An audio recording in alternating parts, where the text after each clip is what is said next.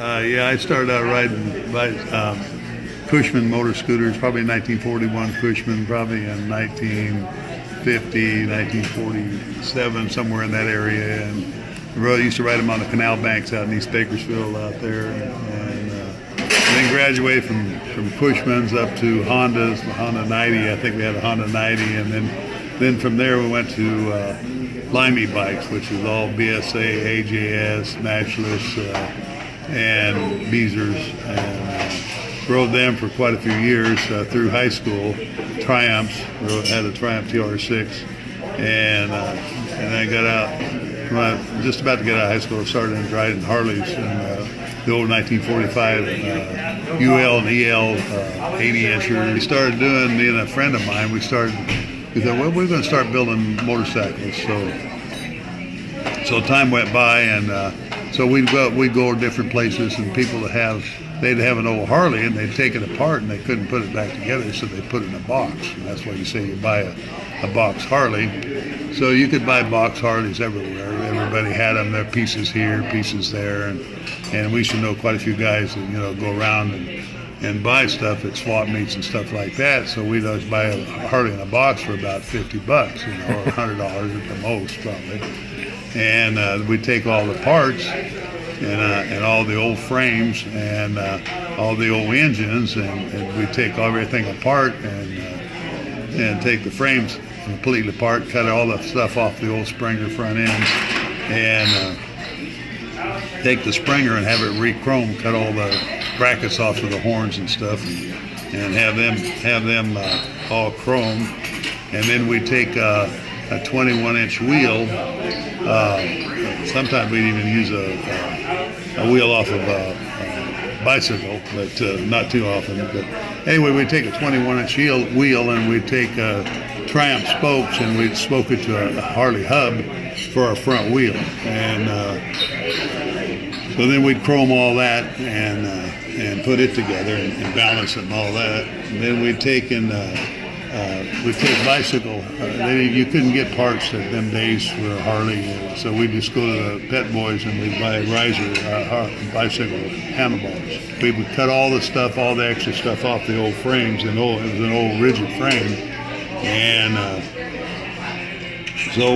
the old Harley hub in the back. Sometimes you could get one with a spring and a hub, but most of the time you couldn't. So it was an old hardtail is what they were, and so we take and we use the back wheel as it was, stock wheel, and then we would buy a 21-inch 225 an Avon Speedmaster tire to put on the front. So it was like a little skinny tire in the front, and then we'd take a tank, and we'd weld the fittings in the tank, and it was a 1 gallon tank, and we'd put brackets on it and mount it to the frame, and then we would go to a buddy of mine, knew people over there at Ridgecrest, not Ridgecrest, but at China Lake, and we could get aluminum metal over there from the airplanes, and we'd build our seat and our frame and our back seat, our back fender that we put our seat on, and our front seat out of aluminum, and then break a bracket for it. And we built a sissy bar. The sissy bar went down, held the fender up, went down to the back wheel. Then we took the pipes and we built pipes, and we cut them at a 45, and it had 4 of them, and that was our signature. And then from there, we took and this friend of mine was really, really intelligent about building things. I mean, he was a welder and fabricator, and he was the superintendent for BINA at that time out there at Edison. And so he fabricated a shifter, a foot shifter that was a ratchet. It's like you could ratchet it back and forth. So we did that, and we turned the top around in the transmission and put a hand clutch on it on the steering wheel. So these were old suicide rigs that you had a suicide clutch. It was all suicide at that time. They didn't have ratchet, they didn't have a foot shifter and a hand clutch. But we rerouted all that, remounted all that, and so there we had a foot shifter and a hand clutch.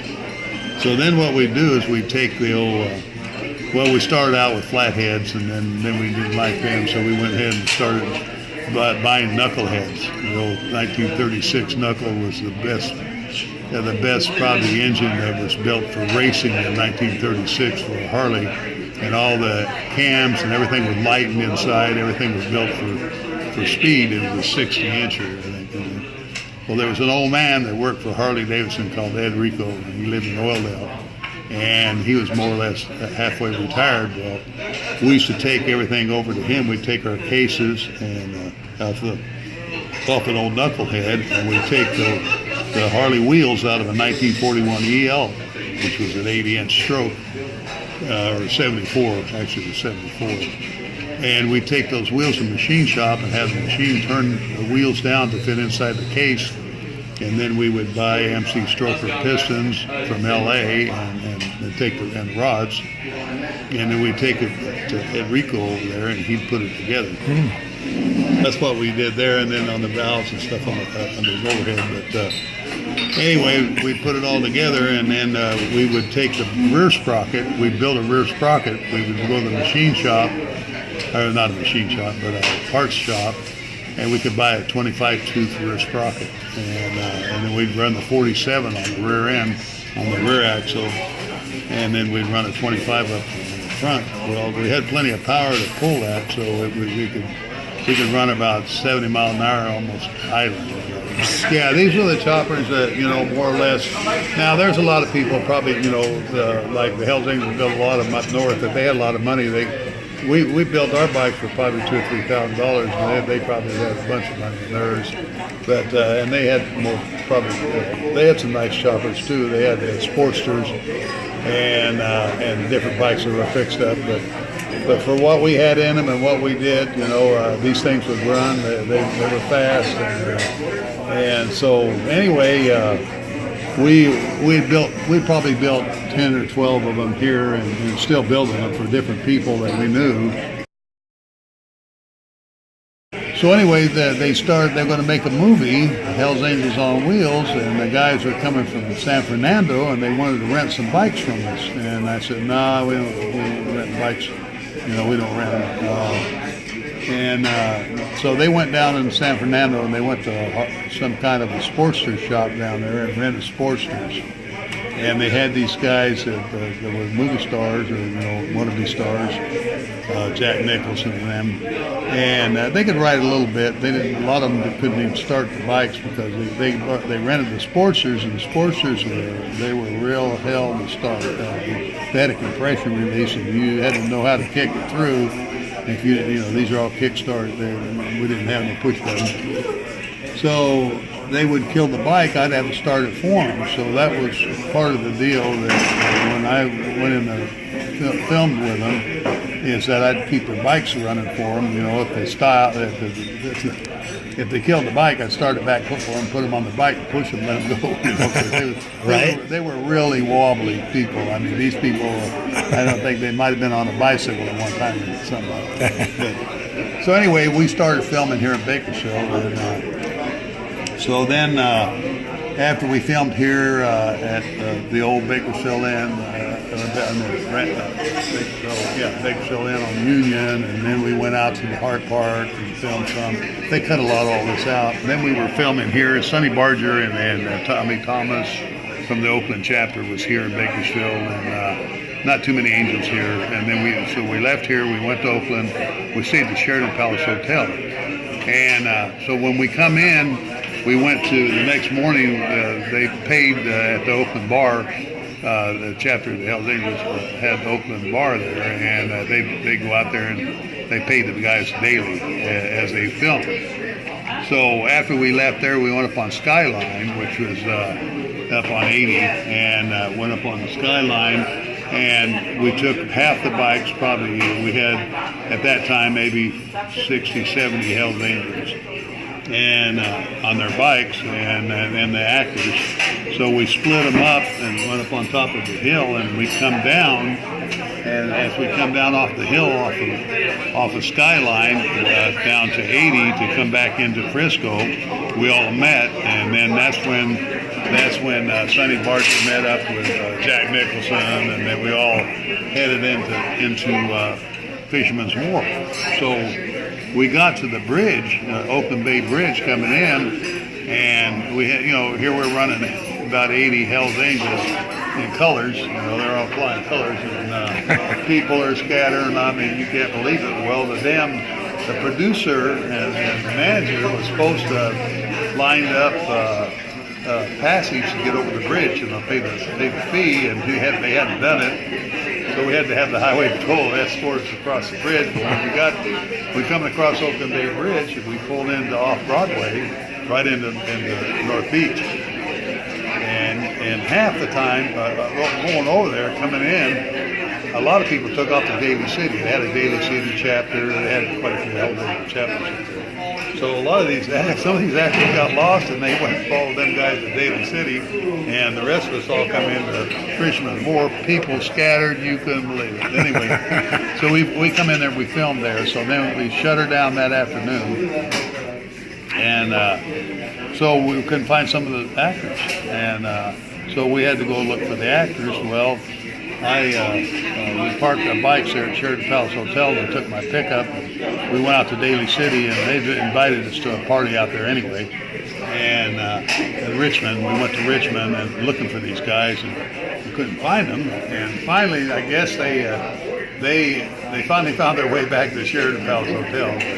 But anyway, so then we filmed up there, and then that was that. So we come back here, and then it was normal again. But that was our hobby. We knew how to build them, and it was pretty simple. And we had people here in town that had a chrome shop, and they would chrome stuff for us, real reasonable. We didn't have any money. We just worked and rode bikes, and so everything we did was in the garage. We all sold the bikes and bought, and then we went ahead and bought the Harleys then, because you could buy a Harley.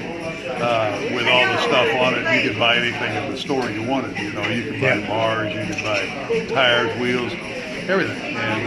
But at that time, we had to build ours. I'll be 80 in June. So. You're 80 years old. Well, you're looking good, my friend. So all that running around building Harleys, rough life, pretty paid off for you. Yeah, we used to run. We used to take our. We picked about 20 guys, and we'd take off, and we used to be AMA sanctioned. We'd go to Death Valley, Stovepipe Wells. Yeah. And that's when they had the big beats out there in the 60s, And yeah. We'd ride out there and spend the weekend and then come back. And so we went to a lot of meets. We went to the Sprockets down below the bluffs. And then we used to go to the hill climbs down below the bluffs there. Yeah, out at Outlaw. Purdue Angels used to come up for them meets there, and them guys really had some nice equipment, nice bikes, nice cars. But we just poor boys. I didn't even they didn't have a lot of money. I mean, they did promote some, but no. The things are so advanced now that you can just go down and buy a custom bike. You can go to Arizona and buy the most custom bike you want for $20,000. Yeah. And at that time you couldn't. You had to build the bikes. But I still ride. I still got an Ultra Classic. I graduated from a hardtail to Ultra Classic. Nice. There for a while, even before I got the Ultra Classic, I bought a Honda Interline one time. And so we were riding to Fresno, and we pulled into a truck, one of the rest stops. Here come all these Hells Angels. I don't know where they were coming from, but they might come from Arizona, wherever they were. I don't know. But they were wore out, and they had all these old hardtails, oil all over them and everything else. And they pulled this red stop and we're on these Hondas, and these Hondas are quiet. They got air shocks and all that. No boy coming and says, "Damn, I sure like trading you bikes." He said. It was always funny because them guys were beat up. I mean, and they traveled a long ways.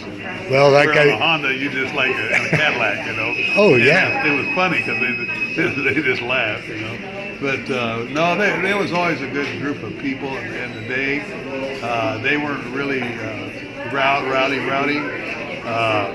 There was a couple of guys here. There was one of the Hells Angels out of Frisco. I don't know if it's the Frisco chapter, Tiny and Tramp. And they probably passed away by now. I don't know. Yeah. But And I think those guys all are. good guys. I think those guys are pretty well known too. Yeah, they were all well known, and like I said, they weren't rowdy. Sometimes if I don't give a shit if you get 40 people, I don't care who it is, Hell's Angels or anything else, get them together, and so they must get in trouble. They're going to be some trouble. Oh yeah. It don't matter if you're flying colors or not. So, Yeah. But now there's a lot more clubs than there was then. Yeah. And in the day, I used to know some of the Galloping Mooses. People don't even know about them, probably. Yeah, Some probably do. Historic clubs. Yeah, Yeah. so the old guys that came out of the war, hit Hollister, the Bastards and all the guys, a lot of them lived in Bakersfield at one time. Yeah. So I knew a lot of them. Well, yeah, it's pretty interesting. I really appreciate getting some inside information, some Bakersfield history. I was right behind you in age, so I saw the bikes. I didn't know it was you I was looking at probably, but I was inspired to get into motorcycling from guys like you and start this company just to celebrate our history here in Bakersfield. So there's quite a bit. I mentioned one guy that owned Green Lawn Cemetery in Bakersfield here. His name was Marshall Helms. I went to school with him. It's called Marshall. Yeah. And so later on, he owned the Green Lawn. They nicknamed him Digger. Digger. I don't think it came from the Green Lawn. I think it came from when he was racing. He used to race way back in the same era in the 60s. And dirt flat track. And so he'd always dig out when he took off, Yeah. And then if he was losing, he'd always dump the bike on the last corner, so that he didn't look bad. But That's anyway, a pretty he good has trick. A museum, there's a museum in Fresno of all the flat tractors. Right. And Digger had 7 bikes before he was passed away, and his son has took up where he left off. His son's kind of showing the bikes and all that, and his name's Mike Helms. And there's a lot of history on flat tractors. Oh yeah, there is. And like I said, I've got pictures of all the bikes in the museum in Fresno and all that. And it's really interesting. Well, I appreciate all this, and we'll come back and talk to you again, okay? Yeah, sure. Okay, thanks again.